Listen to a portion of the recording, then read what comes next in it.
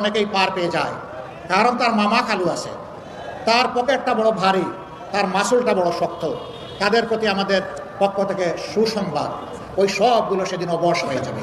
ঘরে, চলাচলে এবং কর্মস্থলে তিনটা জায়গায় আপনাদের জন্য আমরা ইনশাআল্লাহ সর্বোচ্চ গুরুত্ব দিয়ে নিরাপত্তা নিশ্চিত করব এবং মর্যাদা আপনাদের হাতে তুলে দেব।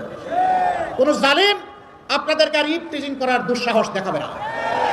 কর্মক্ষেত্রে কোনোভাবেই আপনাদেরকে আর হেনস্থার শিকার হতে হবে না। মর্যাদা এবং নিরাপত্তার সাথে আপনারা করবেন। যেই মেয়র, যেই জনপ্রতিনিধি এই দায়িত্ব পালনে ব্যর্থ হবেন তাকে বরখাস্ত করা হবে। সমাজকে অসুস্থ রেখে কিসের মাতব্বরি আর তোমার নেতাগিরি?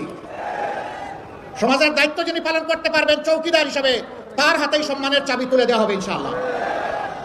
হা মানে আজাদি, না মানে গুলামি। 12 তারিখ হা হবে না না হবে? আর একটু জুড়ে বলেন, হা হবে না না হবে? যারা নার চিন্তা লুকে লুকে করছে তাদের ভিতর কেঁপে উঠুক, সেই রকম করে হা বলেন, হা না না। মোবারকবাদ। প্রত্যেকটি ঘরে ঘরে জনে জনে হায়ের আওয়াজ তুলতে হবে ইনশাআল্লাহ।